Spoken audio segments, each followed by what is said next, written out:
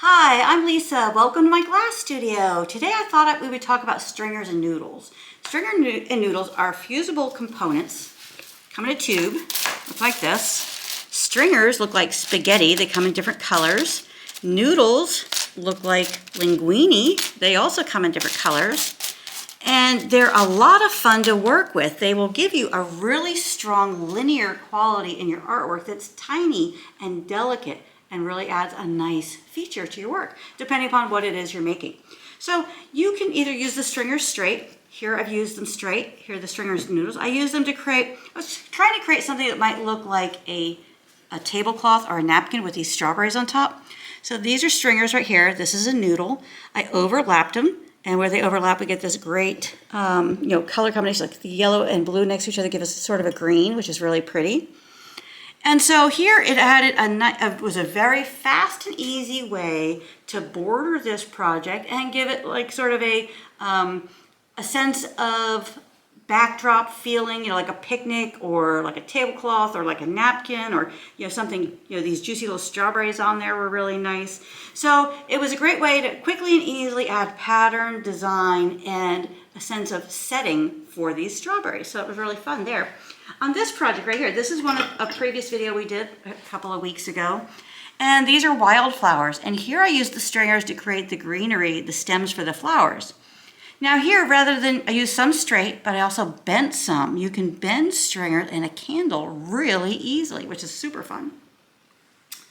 All right, so that one was really fun. And the greenery really adds to that. It creates a sense of setting, quick and easy. Now, if you cut glass, you have to cut it kind of wide, and it tends to, after it fires, it tends to get bulky.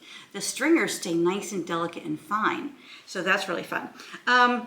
Let's see, over here, I bent stringers, and this is one of our premium video member projects. Look how beautifully those stringers add a sense of vine and greenery to these beautiful flowers. Isn't that fun? So that's one of our premium video projects that came out last spring. So really fun there. And then a couple of weeks ago, in another previous video, I bent stringers in the kiln over some props. And these, I got some crazy shapes here that were fun to work with. I got like zigzags and bends and all that stuff in there. So there, I had some extra room in the kiln. I put some pieces of chalk, like, sidewalk chalk in the kiln, put stringers over the top, and let them bend and got all these random shapes. Then I took those random shapes, I put them together and made this really darling little wreath. So I took the stringers and I just kind of like laid them out, overlapped them here and here around to make this kind of circular shape. And then I added this little 4-piece bow here at the bottom to kind of make it look like it was a wreath and not some crazy hair or something. Give it a sense of an anchor, a visual anchor that you could look at, and also a sense of, the purpose of these pieces, because these are kind of, abstract and random colors, but I thought, what the heck? It doesn't have to be all green. That's kind of boring. Why not do some fun colors? Introduce some orange and red and blue, along with the green and the amber and the maroon colors. So this was really quick and easy and fun to make. It's a piece of clear on the bottom, then white. And I played with different colors for the background here, and I decided to use white because some of the other colors absorbed these bright and cheerful stringers and they weren't as lively. So I thought the white really made those pop and made it really pretty. Now, all of these projects, the stringers are on top.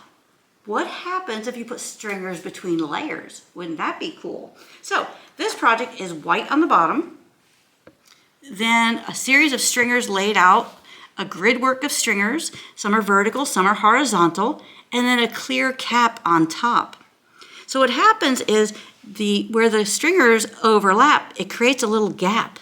And those gaps, when it's fired, create little teeny tiny bubbles. The super cool thing about this, I call this designing with bubbles. The cool thing about this is you can control the size and shape and location of those bubbles by simply the way you lay out those stringers. If the stringers have little square gaps between them, the bubbles will be round. If the little gaps are rectangular in shape, the bubbles will be oval. If the little gaps are triangular in shape, the bubbles will look like little teardrops. It's really cool. So So I've done this in some larger projects where I would take something kind of big and lay out the stringers and give myself this wonderful pattern. I've done it with a white background, with a clear background, and it was really very effective and very beautiful. So if you do this technique, you want to try to be consistent with your layout. Make sure your stringers are, when you glue them down, make sure they're consistent and not just sort of random, because then you'll end up with inconsistencies in your bubble sizes and shapes and locations, and that can lead to a project that's not really as strong. This type of construction where it's very uniform tends to result in a nice, strong, sturdy project and uniform little bubbles, so it gives you a uniform design. So let's go ahead and bend some stringers, because this is really fun. I like to use these little tea lights with the tin cup, because then the wax doesn't end up all over my tables. So you take the stringer. Now you have to work in an area where there's no breeze. If there's a breeze, the candle, just flame goes everywhere and it just takes forever. What you want to remember is the stringer is hot. I'm going to use a different color so you can see better. The stringer is hot within an inch of the flame. It's a lot hotter than you think it is. And it's hot a lot longer than you think it should be. So keep your fingers away from the flame. Put the stringer right directly into the flame. Apply a little bit of pressure till it becomes soft, and then it will bend. And look, we can just keep it in that flame. Just kind of keep bending. We'll do a little zigzag here. Now the soot that's on that that's on that stringer will burn right off in the kiln. You can wipe it off with a paper towel if you want to, but you do tend to break the stringer doing so, because the stringer is not that the stringer is more fragile, it's that it, with these bumps on it, it tends to, ooh, look, you can actually pull it apart. Now I've done this for cat whiskers. Now that's gonna be hot. So what I'm gonna do is just break that off and start over. For cat whiskers, I put a little bit of bend in the stringer and then pull it apart at the end. So sometimes cats have like a little frayed end on their whiskers. It's really a cool technique. And one time I was making this cat and I was trying to, hoping I had all these black stringers. I didn't. I had all these different colored stringers. So, well, it's my cat. Why can't the whiskers be multicolor? So I did orange and yellow and blue stringers for the cat's whiskers, and I really loved it. All right, I'm gonna do a little, I made a project a while back with poppies, red poppies, and I bent stringers for this, the stems of the poppies, and I put this fun little kink in the stringer that just gave the poppy stems a nice little organic look to them. I thought that was really fun and effective. So, and you could make spirals if you have the patience for that. Could just bend it around into a circle if you wanted to. There we go. Kind of bend that around so we have a little curly Q there. And then we could do a little more here. Now you can, if you have a hotter flame, the stringers tend to bend more quickly, but you also don't really have the same control over it. So here I'm getting a nice little gradual curvature here. There we go. Now let's put another little kink in there for fun. Oh, okay, it broke. All right, that's it. See, what happened there was I was applying a little too much pressure on an area where it had a nice bend in it. But still, I think that's kind of fun, and I like those shapes. All right, so you've seen how to use stringers straight. You've seen how to bend them. You've seen how to use them for leaves around flowers. You've seen how to use them for stems on flowers. I wanted to share this other project with you. This one is one of my favorites because I wanted to write, include text in my artwork. And so I wrote this out with glass line paint. I wrote out the word great. And then I made the word fall with stringers. But these stringers are all straight pieces, no bending required there. And I love the way it came out because it reminded me of little twigs. And in the fall, there's falling leaves, there's twigs on the ground and everything. So I thought that was a fun way to write out the word and use a technique and a method and a type of construction and a type of material that would reinforce my subject matter, which happened to be this fall design here. And notice these little pieces here. These are the little branches that represent the limbs that go to these leaves. Notice how wide those are.